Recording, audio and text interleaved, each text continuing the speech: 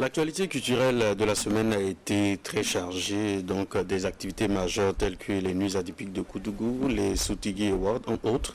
Et puis pour cette semaine de Culture Express au sommet de l'actualité culturelle, le bilan de Philo 15e édition, et puis les nuits atypiques de Koudougou, les Soutigi Awards, le spectacle de Desatine au Sénasa. On a invité le slammer Naël Meller, et puis il a été nouveau leader du futur par la Fondation universelle du Forum de Grande Montana pour un mandat de 3 ans.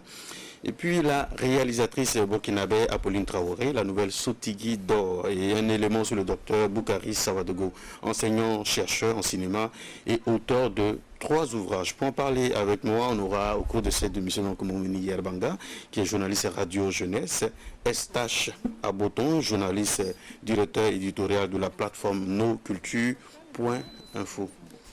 Bonjour Estache. Bonjour Marius, bonjour à tous les téléspectateurs. Et quel programme culturel déjà à partager avec nous pour cette semaine? Bon, il y a déjà 2 expos qui sont en cours. Il y a l'expo Dialogue intemporel qui se déroule à l'Institut français depuis le 29 novembre. Et puis au Costrum, à Paspanga, il y a l'expo Le Monceau Rouge de Abbas Zongrana aussi, qui est en cours. Qu'est-ce que je peux encore partager? Depuis hier se tient une formation en théâtre à l'endroit d'une vingtaine d'enseignants et de praticiens du théâtre justement à Napambogo. Ces enseignants seront après chargés maintenant d'encadrer des élèves qui vont créer des spectacles sur le vivre ensemble qui seront diffusés dans les écoles et dans les villages. Ça participe toujours du dialogue interculturel qui est actuellement prôné en fait. Donc voilà un peu ce que je peux dire sur l'actualité. D'accord. Et puis, il faut rappeler que le colloque international organisé à la faveur de la commémoration du 10e anniversaire de l'inscription des ruines de l'Europénie sur la liste du patrimoine mondial de l'UNESCO s'est achevé donc le 3 décembre à l'Europénie dans la région du Sud-Ouest. 17 communications en rapport avec le thème, site du patrimoine mondial en Afrique de l'Ouest, défis de conservation et impact socio-économique pour les populations. À l'issue de 2 jours de réflexion, 5 recommandations ont été formulées, définir et mettre en œuvre des stratégies adéquates pour le fonctionnement efficient du conseil scientifique du centre de gestion des ruines de l'Europénie. Poursuivre la recherche et la documentation sur le site, adopter donc une synergie d'action pour la protection du patrimoine culturel lors des grands travaux de construction d'infrastructures, mettre en place des stratégies pour un fonctionnement optimal du comité local de gestion du site, inciter les étudiants en gestion du patrimoine culturel à s'orienter donc dans la recherche sur les ruines de l'Europénie. Vous avez déjà visité? Non, mais ça fait partie des sites que je pense que en 2020, on est en train de préparer une série de reportages sur ce genre de sites. Je n'ai pas encore visité, mais c'est heureux de savoir qu'il y a des actions qui se mènent pour une meilleure valorisation de ces genre de sites. Et puis travailler donc à l'attrait. Oui, pour ça fait partie des éléments qu'on peut mettre en avant dans la promotion de la destination. Et puis ce qui est magnifique aussi, c'est d'impliquer donc les populations à travers le comité donc local de gestion. Yerbanga, vous avez déjà visité, bonjour, le site de l'Europénie. Oui, bonjour Marius. Concernant les ruines de l'Europénie, c'est un site magnifique que j'ai eu l'occasion, je n'ai pas dit de visiter en profondeur, mais j'ai eu un aperçu parce qu'on était de passage, on a fait juste un crochet, on a pris un petit quelque chose dans le restaurant, parce qu'il y a un petit restaurant, quand on y allait en tout cas, qui s'y trouvait, mais on n'a pas eu le temps de l'aborder dans tous ses contours, dans toutes ses facettes. Donc c'est quelque chose qui est au programme, comme Estache l'a dit, que tous les Burkinabés devraient inscrire, par exemple pour les vacances, pour ceux qui ont l'occasion de les avoir, parce que c'est quand même quelque chose d'unique au monde où des ruines sont classées au patrimoine mondial de ça. Et puis c'est fabuleux. L'histoire qui est autour, il faut faire un tour. On va juste après ce qui suit aller donc pour l'actualité culturelle.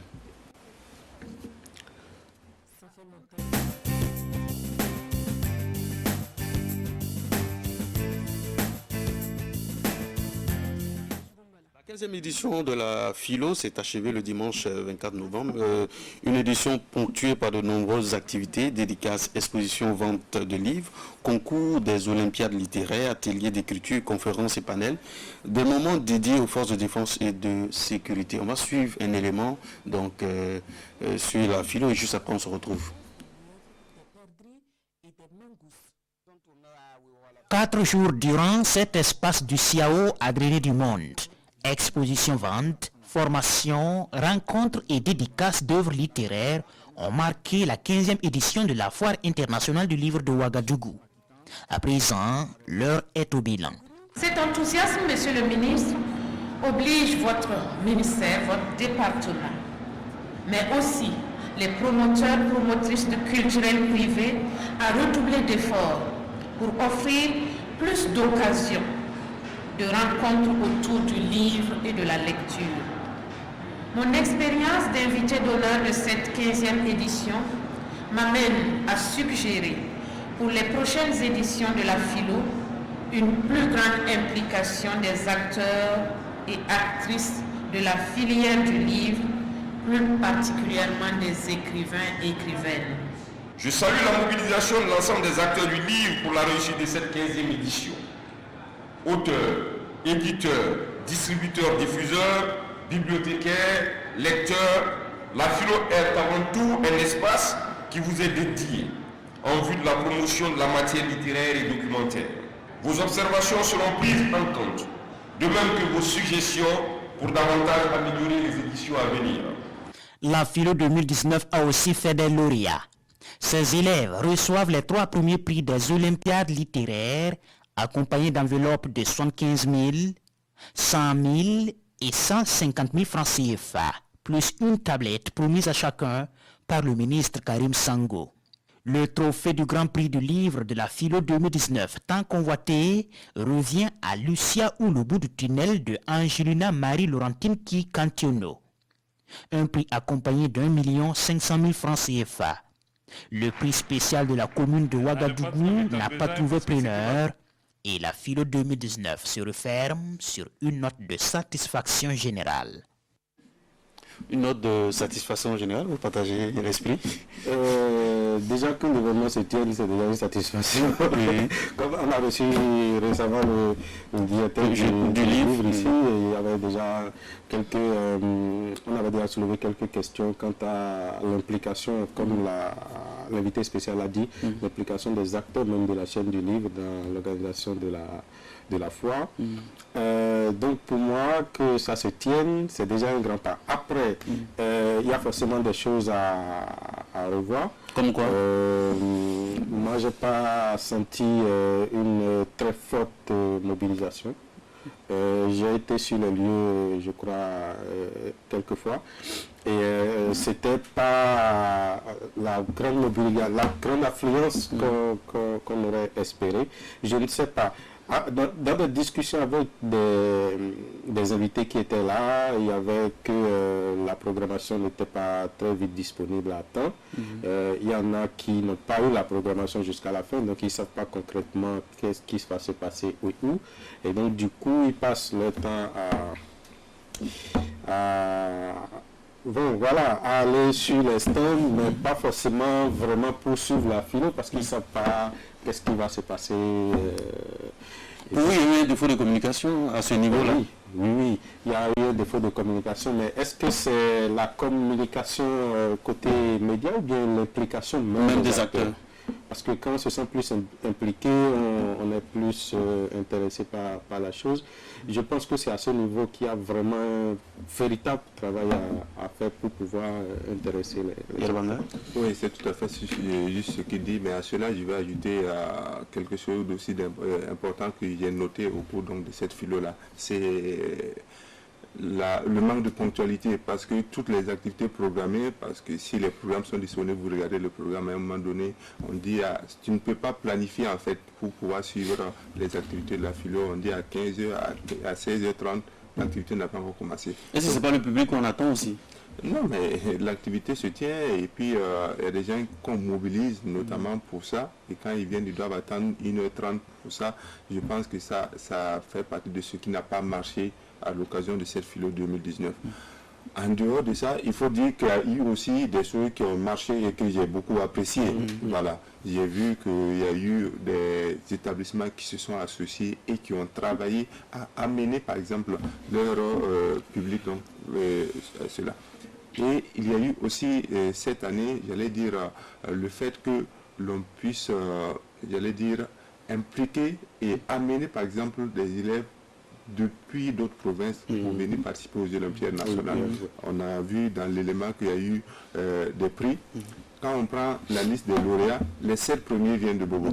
Voilà. Donc c'est particulièrement justement la ville de Ouagadougou qui n'a pas eu beaucoup de participants en ce qui concerne justement les Olympiades nationales. Et justement à ce titre, il y a une phrase très intéressante que le deuxième de ces Olympiades nationales m'a dit et qui est très important et qui montre à tel point la lecture, le livre peut en réalité contribuer à l'éveil de conscience. Il m'a dit que tous les Burkinabés devraient lire Mouré Katete de Monique Libodo parce qu'à travers cette œuvre-là, on voit qu'il y a, par exemple, les prémices de ce qui s'est passé au Rwanda, au Burkina Faso. Et si on s'en inspire, on devrait travailler à éviter. C'est une phrase qui m'a marqué et ce n'est qu'un élève de la classe de terminale et après avoir lu l'œuvre, il dit ça. Donc c'est hyper vraiment...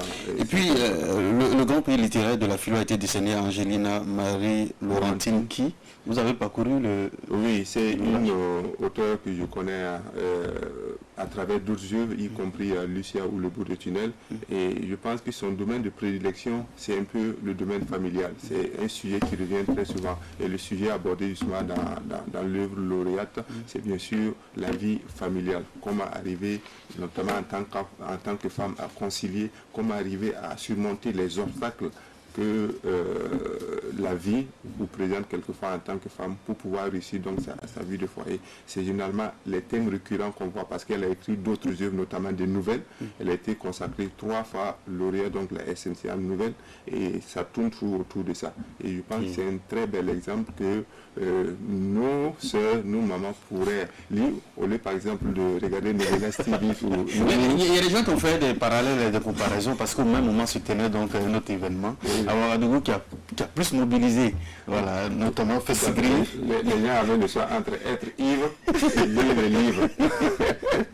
Donc, on ne va pas forcément là-bas pour s'enivrer, puis c'est un festival de grillades à la base. Mais est-ce que ce parallèle est-ce que ce parallèle aussi a un sens, cette comparaison-là? Non, mais c'est pas forcément pertinent, mais en même temps, c'est un objectif, c'est pour dire aux gens qu'en réalité, il faut faire des choix qui peuvent vous servir plus tard. Parce que aller à Fességui, c'est bien, surtout si on a aussi la possibilité d'aller à la philo. Mais si on choisit d'aller uniquement à Fességui et puis laisser la philo, je pense qu'il y a un problème. Parce que... Mais il y a des gens qui parlent au niveau de la communication, on a vu ça sur les réseaux sociaux, qui n'ont pas été assez informés pour venir par exemple à la philo. Ils ont été assez informés pour aller non, moi, c'est le centre d'intérêt, c'est ça. Voilà, pour moi, c'est pas, on ne peut pas se lancer dans cette comparaison en fait. C'est 2 catégories d'événements différents. Pour moi, il n'y a pas à dire on va avoir la même affluence qu'on a sur l'autre événement que sur la philo. C'est même pas un objectif pour moi à atteindre. D'abord, tout le monde ne sait pas lire, tout le monde sait très fort lire. Oui. Mais en ce qui concerne les grillades et tout, et puis ceux qui ont exposé, ceux qui ont vendu les livres avaient fait de bons marchés quand même. Oui, tout à fait. Il y a par exemple la Société des auteurs et des gens de l'écrit et du savoir, donc qui avait un stand et ils accueillaient la plupart des œuvres. Donc qui veut bien donner son œuvre, et ils ont fait le bilan dernièrement, qu'ils ont d'ailleurs communiqué sur les réseaux sociaux. Et je pense que le bilan est assez positif. On a vu par exemple des auteurs qui, à travers ces 4 jours-là, ont écoulé près d'une centaine d'œuvres. Voilà, je pense que c'est pas mal. Voilà, il y a par exemple Émile Lassaga, voilà, qui est le poète. Voilà, le poète qui a écoulé près d'une centaine de ses œuvres. Donc je pense que là, par exemple, c'est quelque chose de... C'est beaucoup de choses. Et puis il faut aussi saluer la qualité des invités. Moi, j'ai suivi quelques-unes de conférences. Vraiment, on déplore toujours l'absence de ceux qui sont concernés. Il y a eu par exemple un atelier sur le partage de bonnes pratiques en matière d'édition qui étaient à destination des éditeurs, mais à peine il y en avait 5. Mais sinon, il y a eu de très bons invités, Pierre Astier, Ken Bougoul, Monique. Voilà, moi je pense qu'il y avait quand même des choses à partager. Ok, et puis il faut rappeler que donc, les élèves de la ville de Bobo ont donc raflé les 7 premières places des Olympiades. Marie-Reine Damani du lycée provincial Molo Sanou s'est révélée être la meilleure. Le grand prix du livre donc, de la philo a été décerné à Angelina Marie-Laurentine qui, pour son roman Lucia ou le bout du tunnel, avec un chèque de 1 million de francs CFA, c'est à saluer. On va pour la prochaine actualité culturelle, donc qui concerne les nuits atypiques de Koudougou qui ont démarré le 27 novembre pour s'achever le 1er décembre. C'était donc la 24e édition. Le thème de cette édition est Diaspora et promotion de la culture. 26 artistes en prestation, dont 20 du Burkina Faso. On va suivre donc le bilan de cette édition. Pendant 5 jours et 5 nuits, la 24e édition des Nuits atypiques de Koudougou a offert un plateau artistique diversifié. De la troupe traditionnelle Lafila Boumou à Ima Ado, en passant par Safiat du Niger, ils étaient 26 artistes à séduire les festivaliers. Pour les artistes qui passent au lac, c'est mon premier pas de production artiste. Je suis content aussi. J'aime ça. On a commencé là. J'ai laissé préparer ça. J'ai laissé préparer pour danser à fond de là. Ça me plaît. Super. Je découvre la musique africaine que je ne connaissais pas trop et c'est vraiment sensationnel. Et d'avoir d'autres pays d'Afrique qui viennent aussi vraiment génial. C'est la 2e édition que je fais et je suis ravie d'être sur le site. Pour le promoteur, c'est un défi relevé compte tenu des innovations à cette édition, notamment la délocalisation du site. Il y a de quoi se féliciter, a-t-il ajouté. On dit l'homme est 9, il ne vaut jamais 10, mais c'est quand même une satisfaction pour nous parce que se déporter de la ville à la brousse, comme on dit, ça n'a pas été évident au départ. Et surtout au niveau, moi je mets toujours l'accent sur l'artistique. Je vois que tous les artistes qu'on a invités, ils sont venus. Chacun a vraiment assuré. Donc pour moi, c'est vraiment une satisfaction, je dirais totale. Malgré quelques difficultés relatives à l'accès du nouveau site d'ENAC, la présente édition a tenu toutes ses promesses avec quelques 5000 visiteurs en moyenne par jour au village atypique selon le comité d'organisation. Voilà.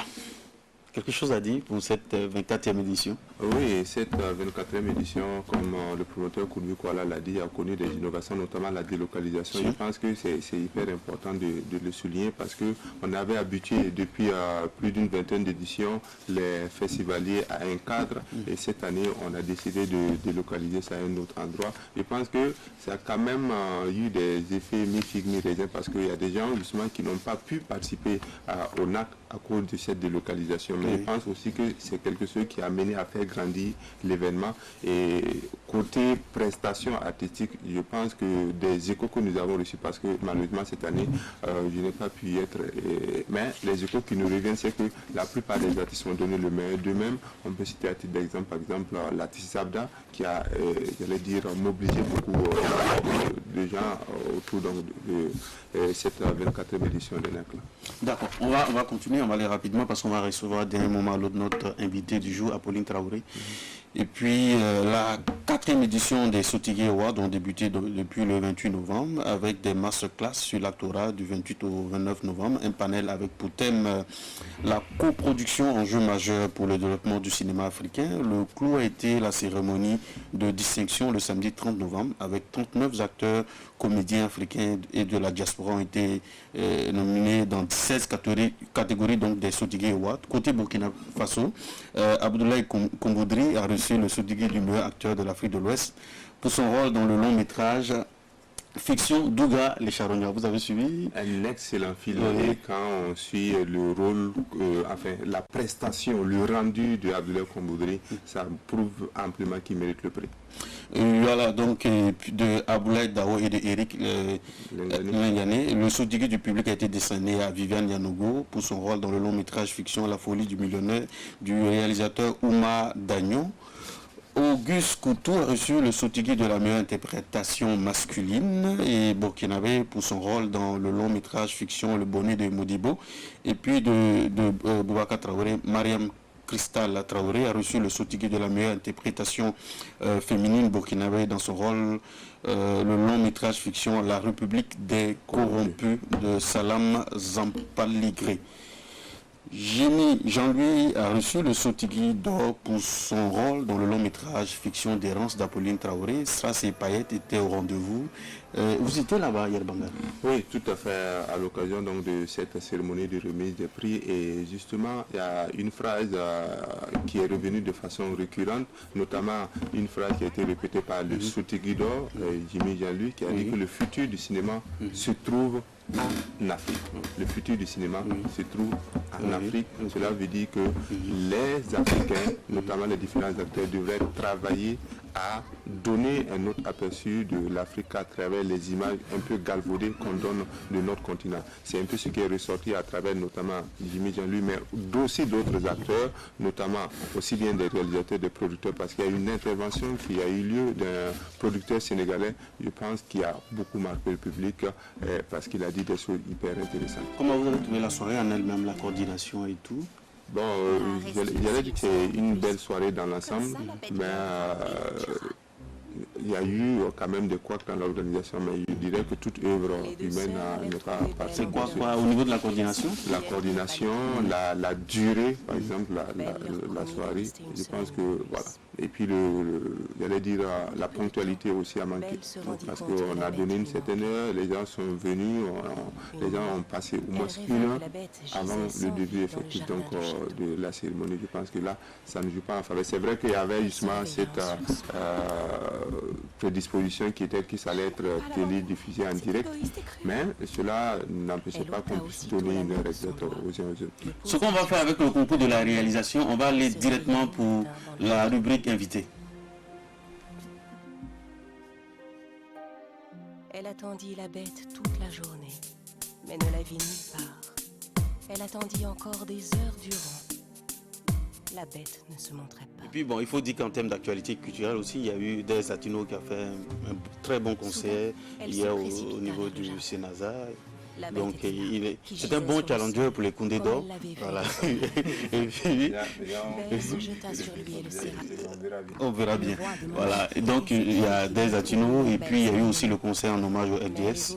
C'était donc le samedi dernier, le même jour que voilà, les Sotigui, avec le retour sur scène des ZS. Tout à fait. Je pense qu'on aura d'autres opportunités pour pouvoir en parler. Oui, effectivement, parce qu'on a pris par le temps. Sans oublier la nuit des stars qui a été voilà. dans la semaine. Ok. Voilà, celle que nous recevons, c'est Apolline Traoré. Elle est réalisatrice burkinabé, fondatrice de la maison de production Les Films Selmon. Vous avez une maîtrise en film, c'est ça? Oui. Bonjour d'abord. Bonjour. Oui. Emerson College, Boston, donc une formation de cadreur également. Votre premier film de The Price of Ignorance, j'espère que j'ai l'accent, sorti en 2000, remporte le prix du jury au FESPACO 2001, 16 productions à votre actif et de nombreuses distinctions à travers le monde. Le long métrage d'Errance, sorti en 2019, a reçu pratiquement une dizaine de trophées. Les plus récents sont au Festival international du film de Bruxelles, le Zafa Global Award et le Sotigui d'or. Bonjour Apolline Traoré. Bonjour. Voilà, on était obligé vraiment de s'y construire. Il y a tellement de choses à dire sur vous. Et vous nous faites vraiment une fierté pour le Burkina Faso. Merci pour votre talent. Voilà, apparemment, les Sotigui raflent tout sur son passage. Les Dérance plutôt. Dérance, voilà, vous avez été Sotigui plutôt. Dérance rafle tout sur son passage apparemment. Bon, c'est une très belle surprise. En fait, hein. C'est vrai qu'on a mis tout notre cœur et toute notre âme sur ce film pour vraiment représenter le Burkina, non seulement au FESPACO, mais aussi au niveau international. Je dis toujours qu'un film ne s'arrête pas à un seul festival, mais un film doit être mondial. Voilà, donc je fais tout pour me battre pour que le film soit vu dans tous les 4 coins du monde. Déjà, c'est la fierté d'emmener cette culture hors de notre pays et puis après, la cerise sur le gâteau, s'il y a un prix, bien. Un prix bien. Non, s'il y a un prix, c'est bien. Ok. Alors, la première question qui me vient à l'esprit, mais c'est une question qui me turlupine un peu depuis longtemps, parce qu'à travers le film justement qui rafle les prix, comme on l'a dit, il y a eu cette interprétation de Sotigidor, Jimmy Jean-Louis. Je pense, si je ne me trompe pas, que c'est l'une des rares productions cinématographiques africaines où c'est quand même cet acteur que l'on connaît dans certains films hollywoodiens à jouer. La question, c'est de savoir comment vous êtes pris pour avoir cette perle rare dans votre... Il y a de la persévérance. C'est vrai que je connais Jean-Louis depuis 5 ans, que je l'avais vu dans un festival à Los Angeles. Et l'idée de ce film me trottait déjà. Donc je l'ai approché. Bon, c'était un peu... évidemment, il ne me connaissait pas, on ne se connaissait pas. Mais j'ai persévéré. Et je pense que quand il a lu le scénario, il a trouvé que c'était bien et qu'il voulait y participer. Et après, évidemment... Vous avez mis le prix également? J'y ai mis le prix, j'ai été obligée de mettre le prix, mais il m'a quand même fait des faveurs. Il ne m'a pas taxé le prix hollywoodien.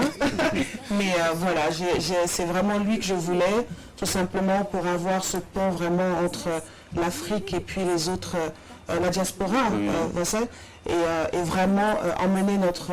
Vous savez, en Amérique, c'est très difficile d'avoir un pied dans leur cinéma quand ils ne connaissent pas les gens.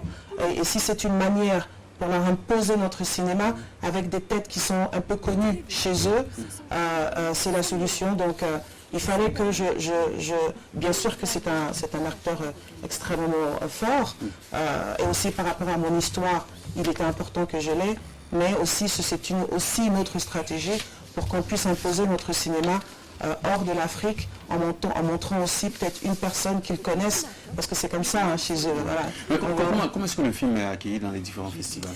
Il est très très bien accueilli. C'est sûr qu'il y a des critiques de part et d'autre par rapport à comment est-ce qu'ils voudraient que la fin soit, comment est-ce qu'ils voudraient que... Mais c'est normal, on dit toujours que quand on fait un film, après, il ne nous appartient plus, il appartient au public. Oui, moi, justement, concernant le film, il y a une partie, j'ai jamais compris pourquoi la fille n'a pas avoué d'un instant ce qui s'est passé concernant donc, la disparition de sa maman, a laissé pratiquement le père, mettre le père pratiquement en danger dans le film, et c'est jusqu'à la fin qu'on a compris après, effectivement, la maman, le bébé était décédé. Oui, en fait, ça m'a véritablement intrigué. Je suis content que ça vous a intrigué, tout simplement parce que c'était mon but. Je voulais en fait que ce personnage qui a pété les plombs, que le spectateur soit perturbé comme lui. Donc si dès le début je vous avais tout montré en lui disant voilà, il a perdu son... vous allez tout comprendre et ça n'allait pas justement avoir l'effet que vous avez eu. Et aussi, il faut savoir que ce personnage de la petite Aya, elle cherche l'amour de son père. Elle cherche à prouver qu'elle est quelqu'un. Donc si elle lui dévoile ça, peut-être qu'il va péter les plombs encore et puis il va partir. Mais le grand-père pouvait dévoiler également. Oui, mais le grand-père, est-ce qu'il a eu le temps de le dévoiler? Est-ce qu'il a eu le temps de le dévoiler? Donc moi je pense que par rapport à ce que je veux dire dans ce film-là, c'est vraiment le traumatisme d'un être humain qui a vécu quelque chose. Comment est-ce qu'on approche? Est-ce que si vous venez de perdre quelqu'un d'aussi proche, est-ce que je viens vous déverser ça comme ça, psychologiquement ce que ça donne? Et nous n'avons pas les manières. Et comme je l'avais dit à une interview passée, nous n'avons pas de structure pour suivre ces gens qui sont traumatisés. Même aujourd'hui, avec tout ce qui se passe dans notre pays, tous ceux qui ont vu, qui ont eu des expériences assez atroces avec le terrorisme, qu'est-ce qu'on fait pour ces gens qui ont eu ce choc-là? Ils sont laissés à eux-mêmes. Et malheureusement, on n'a pas encore ces structures-là pour les aider. Une question en vrac comme ça. Quels sont les ingrédients en tant que réalisatrice? Pour vous, quels sont les ingrédients qu'il faut dans un film pour qu'il plaise aujourd'hui, en fait, dans le contexte qu'on connaît aujourd'hui, dans le contexte cinématographique mondial qu'on connaît? Pour qu'il plaise, je pense que la plus grosse bêtise, c'est d'aller faire un film en espérant qu'il plaise. Parce qu'on ne peut pas décider de la réception des gens. La première base, c'est d'avoir un film de qualité. techniquement pour que on se dise que le scénario est bien fait, c'est bien filmé, les acteurs ont bien donné. Et même si vous avez tous ces aspects-là, ça peut ne pas plaire. Il y a des gens qui n'ont pas aimé d'errance, il y a des gens qui ont aimé d'errance. Mais je pense qu'en étant réalisateur ou réalisatrice, quand on fait un film, il faut déjà qu'on soit extrêmement satisfait. Après la technique, parce que la technique est un must, il faut avoir au moins la technique qui est là. Et puis après, il faut faire quelque chose qui nous tient à cœur. Parce que si on espère que tout le monde adore le film, c'est pas évident. C'est pas évident, voilà. Oui, justement, pour revenir à la collaboration avec Jimmy et Jean-Louis, justement, on l'a dit, est-ce qu'il y a eu des difficultés particulières avec lui pour pouvoir justement se mettre dans la peau du personnage et jouer dans un film africain dont il n'a pas forcément l'habitude? Est-ce qu'il y a eu des difficultés? Comment la collaboration s'est faite concrètement? Bon, en fait, il n'y a pas eu vraiment de difficultés, mais Jimmy Jean-Louis est venu sur le plateau très confiant. C'est quelqu'un de très adorable, c'est quelqu'un de très ouvert, mais comme il a beaucoup d'expérience, il se disait je venais en Afrique pour jouer un film, bon, il n'y a pas de challenge. Mais ce qu'il ne savait pas, c'est que moi j'avais préparé tous ces autres acteurs pendant 2 mois et tous les jours je leur disais Jimmy Jean arrive, Jimmy Jean arrive. Donc je les avais mis au paquet, je les avais dopés bien en sachant qu'il arrivait. Et donc quand il arrivait, au début ça flottait parce que voilà, il était venu, il ne connaissait pas son texte, voilà, il croyait que c'était un truc sap-sap. Mais après, quand il s'est rendu compte ce qu'il avait devant lui, il s'est rendu compte, oula, il faut que je reparte au niveau. Donc voilà, et puis après, il s'est mis dans le jeu. Mais c'est vrai qu'au début, je me disais, mais voilà, donne, mais il croyait que c'était un peu, voilà, les Africains, ça va être facile.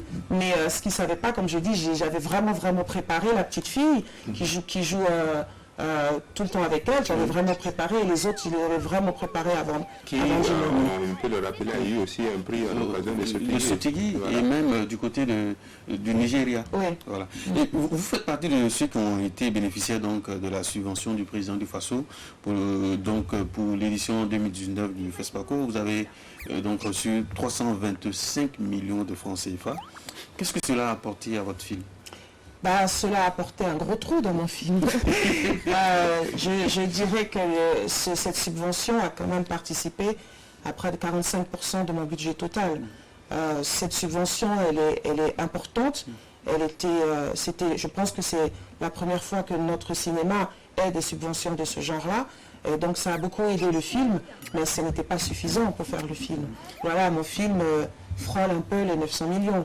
Donc voilà, ce budget est venu, c'est vrai que le budget global de ce film-là était à 1 milliard, on n'a pas eu les 1 milliard, on a quand même frôlé les 900 millions, mais ça nous a permis de faire ce que vous avez vu. Donc cette subvention, comme vous le savez, a bouché un très gros prix, un très gros trou dans ce budget-là. Est-ce que ça a ouvert aussi la porte à amener même des techniciens burkinabés à travailler dans votre film? Et puis on a vu qu'il y a eu 2 acteurs burkinabés.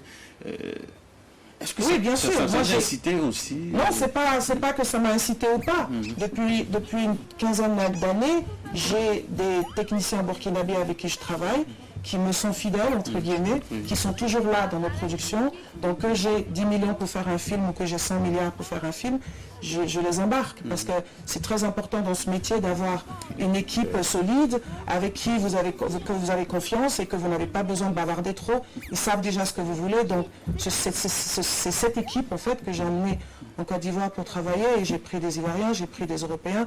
Mais mon équipe avec qui je travaille depuis de belles années, voilà, ils sont avec moi. Justement, concernant le financement des films qui viennent de... Quand on veut faire un film d'auteur, on sait que c'est budgétivore, ça demande beaucoup d'argent. Et ça fait partie des enjeux, justement, en tant que réalisateur, de pouvoir produire des films, parce qu'on dit souvent que la main qui donne dicte un peu ce qu'il a. Vu que les financements, la majeure partie, jusque-là, ce qui concerne le cinéma, viennent d'ailleurs. Et c'est d'ailleurs ce qui est ressorti de l'intervention du producteur sénégalais, qu'on impose quelquefois le contenu des films quand on finance. Est-ce que vous travaillez, parce que vous avez dit tantôt qu'on fait un film parce qu'on a quelque chose à dire. Alors, vous qui avez certainement quelque chose à dire, qui peut ne pas plaire à la main qui donne, quelles sont les stratégies que vous mettez en place pour pouvoir avoir une autre forme de financement et avec justement les films qui coûtent de plus en plus cher? Ma stratégie, de la manière dont j'ai pu arriver où je suis en ce moment, c'est que quand tu as un film, il faut aller vers la personne qui aura le plus gros investissement. Donc après, tous ceux qui viennent à côté sont un peu plus minimes. Et donc on a plus de force. C'est sûr que quand on a, par exemple, on a parlé de la subvention de l'État, qui était majoritaire dans ce budget. Heureusement, notre État ne nous a pas donné des restrictions à dire vous pouvez pas faire ça. Donc on avait la liberté. Après, évidemment, qu'on ait choisi notre scénario. Après ça, quand vous avez d'autres sponsors, Je pense qu'il y a la Fondation Orange, hein, c'est ça? Oui, Orange Studio, mais ils étaient minimes par rapport à l'État. Et donc à partir de ce moment, vous avez plus une force de dire voilà, je fais comme ça, je fais comme ça. Et après, maintenant, c'est sûr qu'il y a un choix. Si vous avez quelqu'un qui veut vous donner de l'argent, qui essaie de vous dire oui ou non, c'est à vous de dire non, je ne prends pas l'argent. Et je cherche. Ça arrive? Bien sûr que ça arrive. Bien sûr que ça arrive. Mais Dieu qu'on ne prend pas. Bah oui, je ne prends pas parce que si on veut, moi j'ai ma culture africaine, je connais mes réalités africaines.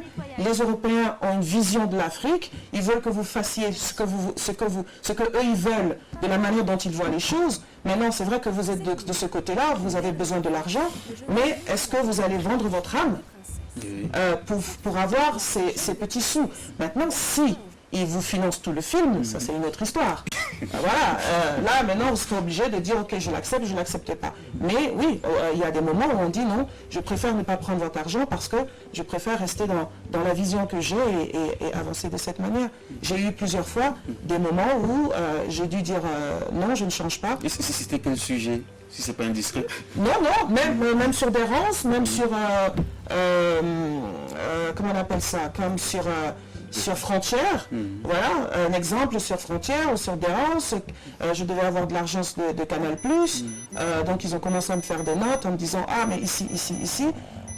Ici c'est quoi? Non, change ici, change là, est-ce que tu peux pas améliorer ici? Et quand je sens que c'est en train de changer un peu ma vision de mon scénario, je choisis à dire non, ok, merci beaucoup, je prends pas l'argent, je préfère rester dans ma vision. Non, mais justement, moi, je ne sais pas si ta question va toujours dans le sens de financement, parce que moi, je vais changer de... C'est que dans vos réalisations, on sent toujours cette envie de mettre en place, de confronter plusieurs cultures. De ne pas se cantonner à donner une image d'un peuple par rapport à un autre. C'est un choix ou bien au fil de vos expériences, cette façon de faire s'est imposée à vous en tant que réalisatrice? Non, je pense que c'est un choix.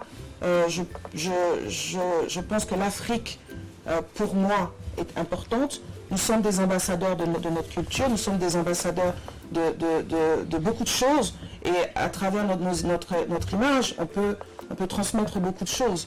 Donc je suis pour l'Union africaine, je suis pour l'Union des peuples.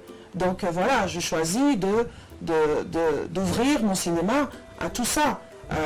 Par rapport à ça, j'ai entendu dire que Dérance n'est pas un film burkinabé. Et je ris quand j'entends ça parce que ça veut dire quoi un film burkinabé? Est-ce que c'est pas la présence d'acteurs? Mais ça veut rien dire. Oui. Je peux faire un film, ça veut absolument rien dire. Je peux faire demain un film avec des Chinois, mais je suis burkinabé, je suis né ici, j'ai ma nationalité burkinabé, et donc c'est un film burkinabé. Quand je vais aller compétir partout dans le monde, ils considéreront que c'est un film burkinabé. Maintenant c'est ici. Chez nous, on dit parce qu'il y a des acteurs à gauche, à droite, c'est pas un film burkinabé. Mais ailleurs, quand je quitte le Burkina, je vais dire quoi? C'est un film ivoirien. Il est hors de question, c'est pas un film ivoirien. C'est une histoire qui se passe en Côte d'Ivoire. Donc, la majorité est une histoire de la Côte d'Ivoire, avec aussi l'influence du Burkina. Donc, c'est normal que la majorité des acteurs soient ivoiriens. Mais voilà, l'histoire est de moi, je l'ai réalisée, c'est de ma production, donc c'est un film burkinabé. Oui, et justement, pour prolonger un peu ce que vous êtes en train de dire, Dérance, qui tourne beaucoup dans beaucoup de festivals, n'est pas aussi accessible pour les Burkinabés. Est-ce que là, ce n'est pas un des enjeux que vous devez essayer de voir parce que... au niveau du prix, non, les programmations. Ça, je ne suis pas d'accord avec vous. Il y a une projection. Je ne suis pas d'accord avec vous parce que... Ça, ce n'est que récemment. Oui, c'est vrai qu'à l'ouverture, après le FESPACO, des gens n'ont pas pu suivre parce que beaucoup qui n'ont pas pu suivre à l'occasion du FESPACO, ils ont tenté à maintes reprises, ils ont attendu en vain que des rangs soient programmés dans les salles de ciné. Il y a eu le lancement après. Nous avons, après le FESPACO, nous avons fait quelque chose qui n'avait jamais été fait. Nous avons ouvert le film dans toutes les salles de Ouaga. C'est-à-dire que le film était pendant 2 semaines plein au Ciné Burkina, au Ciné Naroya, à Olympia Canal. Du monde, je me souviens. Donc à Olympia, canal de Ouaga 2000, à Pissi. Mais je ne sais pas qu'est-ce que vous voulez que je fasse après ça quand même. Hein. On a communiqué, on a fait tout ce qu'on pouvait en disant, quelle que soit la zone où vous êtes, le film est là pendant 2 semaines plein à l'Institut français. Donc il y avait quand même 6 salles en même temps qui passaient le film. Donc voilà, les gens s'asseyent et ils ne bougent pas. Et quand ça finit, ils disent, ah ben j'aimerais le voir. Bon, comment on va faire? En effet, il y aura d'autres programmations également. Bah oui, bien sûr, à l'occasion, voilà. Parce qu'avant de faire ma tournée, avant de sortir du Burkina, avant de partir partout, il faut rappeler que j'ai commencé au Burkina. J'ai fait la grande sortie, je l'ai mis dans toutes les salles, et puis après ça, c'est là que j'ai commencé à voyager. Donc, quel est votre regard du cinéma burkinabé? C'est vrai que c'est une question large. C'est une question très très large. Mon regard, c'est que après la génération des Idrissa, on est tombé dans un gros trou parce qu'il y a eu le boom du numérique. Alors tout le monde prend une caméra et dit que je suis réalisateur, et tout le monde filme tout et voilà. Et il arrive aussi que ça marche. Ça marche dans les salles. Ouais. Voilà, il faut faire la différence. Quand je dis ça, c'est que nous avons un cinéma commercial qui est important et qu'on a besoin par rapport aux salles, par rapport à l'industrie elle-même. Et puis, nous avons évidemment des cinémas d'auteurs, de films qui sont d'un plus gros calibre, qui ne sont peut-être pas très intéressants pour le grand public, parce qu'ils aiment aller rire, parce que voilà, ils veulent se décompresser de leur quotidien. Donc, malheureusement, ceux qui financent nous ont dit, ben voilà, vous pouvez faire un cinéma avec 10 millions, avec 15 millions. C'est le cinéma de l'Afrique. Et maintenant, quand on veut faire quelque chose de grand, on dit, mais pourquoi vous avez besoin d'autant d'argent? Faites du cinéma chez vous, montrez à votre public parce que ça remplit les salles et puis tout va bien. Non. Dans toutes les grandes institutions ou dans tous les grands pays, il y a le cinéma, comme je dis, c'est ce qu'on appelle Hollywood. Hein. Oui. Hollywood, c'est pour avoir de l'argent, c'est des gros budgets. Après, quand vous regardez les Oscars, tous les films d'Hollywood ne sont pas aux Oscars. Oui. Donc vous voyez, mais aujourd'hui, je pense que l'État a compris, je pense que même la direction du cinéma a compris qu'il faut régulariser certaines choses, il faut mettre des restrictions et puis il faut mettre en avant notre culture parce qu'elle est importante. Et donc je pense qu'en ce moment, notre cinéma est en train de remonter, la qualité de notre cinéma est en train de remonter et aussi il faut qu'on soit clair que les jeunes qui arrivent, c'est sûrement pas toujours l'école qui est leur possibilité, mais quand on n'a pas la possibilité d'aller à l'école, on a la possibilité d'apprendre dans le tas. Et dans le tas, c'est de faire 3, 4, 5, 6 plateaux de tournage avant de dire que je vais essayer. Ça ne vous intéresse pas de faire ce genre de films-là, justement? Des films que je vais appeler peut-être bon marché, populaires? Je ne sais pas que ça ne m'intéresse pas, c'est que j'ai remarqué, après étude, que ce genre de films, ce sont des films comiques qui marchent. Bon marché, et parce que le public aime ça, c'est normal. Et je dis, malheureusement, je suis une réalisatrice de drame. Je ne sais pas faire rire. Je ne sais pas faire des films rigolos, entre guillemets. Donc, j'ai choisi un genre, c'est le drame. Et c'est pas que je ne suis pas intéressée, mais s'il y a une occasion que je dois le faire, je le ferai. Mais je préfère, me cantonner en tant que réalisatrice indépendante et d'auteur. Et c'est ce que j'ai choisi et c'est ce que je suis en tout cas. Qu'est-ce qui explique la précarité de nos acteurs? Beaucoup de choses. Beaucoup de choses, tout simplement parce que vous savez, dans ce métier, nous sommes dans un métier artistique. Art ne va pas très bien avec argent. Je vous explique. Un artiste est un artiste en plein temps, est un artiste dans la tête, dans l'âme. Quand vous regardez nos artistes, c'est ce qu'ils sont. Mais à côté, ils n'ont pas le financier. Et on met tous ensemble. Même nous, en tant que réalisateurs, si on veut tout faire, on va se planter. Et cette précarité, je pense que si il y avait un système pour avoir ces artistes qui ont un manager ou un agent, parce que c'est eux qui parlent business. Nous sommes tellement des artistes que nous ne savons pas négocier, on ne sait pas faire ce genre de choses. Et c'est le problème. C'est pas lié aussi au cachet qu'ils perçoivent dans des films? Mais c'est la même chose, c'est ce que j'ai dit. C'est-à-dire que si j'ai un film et que on m'appelle pour un film pour faire un casting, je fais mon casting, je suis retenu. Vous comprenez? Il y a mon agent qui est là, qui vient discuter mon cachet. Tout simplement. Parce que c'est facile de dire « Ah ouais, on est mal payé, on est mal payé ». Est-ce qu'ils ont le choix? Bien sûr. Bien sûr, je pense qu'ils ont le choix. Ils ont le choix par rapport à leur talent. Si moi, aujourd'hui, j'ai besoin de vous pour mon film et que je suis persuadé que vous êtes celui que je veux pour mon film, je serai prête à mettre le prix. Est-ce que ça il n'y en a pas. Oui. Est-ce que ça fonctionne comme ça? Parce que lorsque vous causez avec les acteurs, on te dit si vous imposez un certain nombre de cachets, lorsque vous refusez, on prend quelqu'un d'autre pour vous remplacer. Oui, parce que vous n'avez pas prouvé votre talent, tout simplement. Ou parce qu'il y a quelqu'un qui est incontournable. Voilà, c'est comme ça.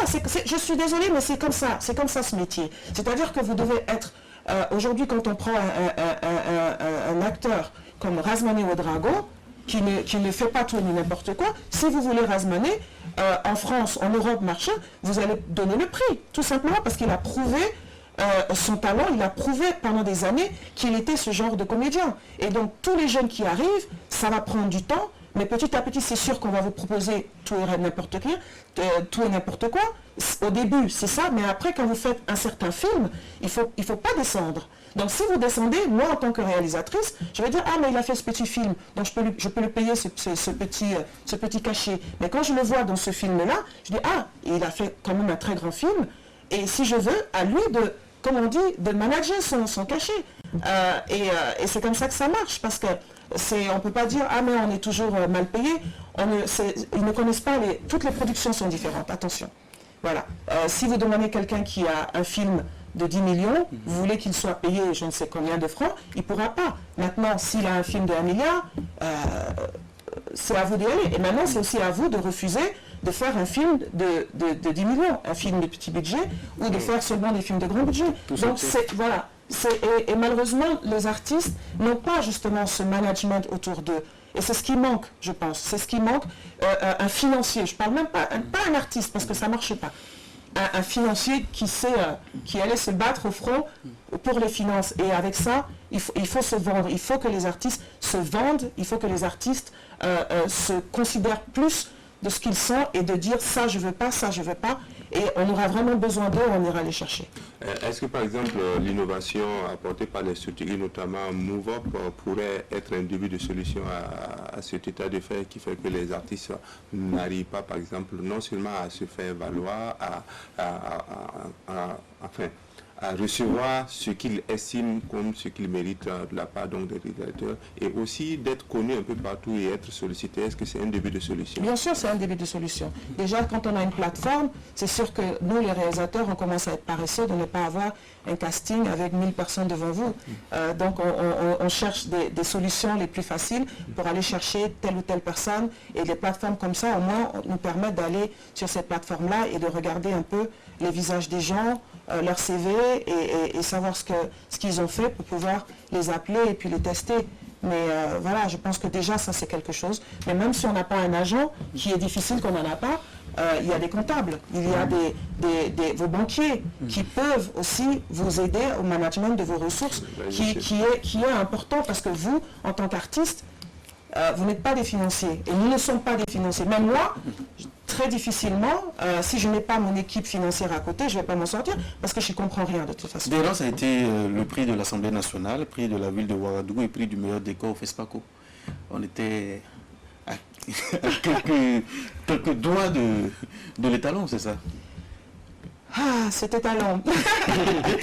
Vous savez, comme je l'ai dit, je fais du cinéma par passion. Je fais du cinéma parce que j'adore ça. Je fais du cinéma pour représenter mon Burkina ailleurs dans le monde. On m'a attendu pour Frontières, ça n'a pas marché. On m'a attendu pour Déran, ça n'a pas marché. Mais c'est pas grave, tout simplement. Mais je vais continuer. Si ça arrive, ça arrive. Mais si ça n'arrive pas, ça ne détermine pas ma carrière. Est-ce qu'il y a une recette pour avoir les talents? Non. Il n'y a pas de recette pour avoir les talents, ni tous les prix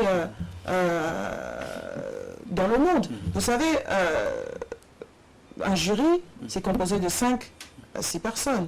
Et c'est celui qui a les plus grands arguments qui gagne. Donc, point final.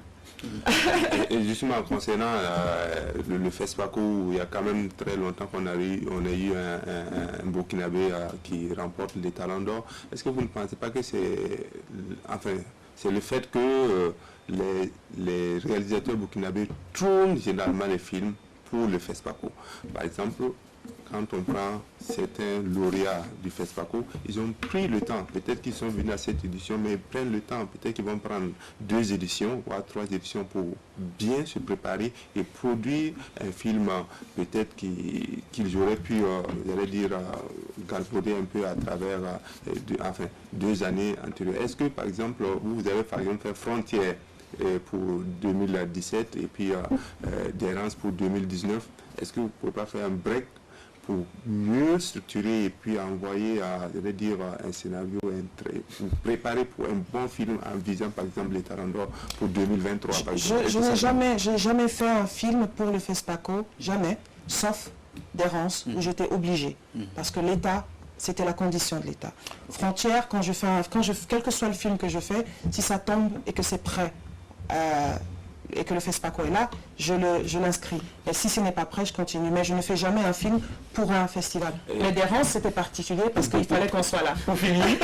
Quelles sont les prochaines dates ou les festivals pour Dérance?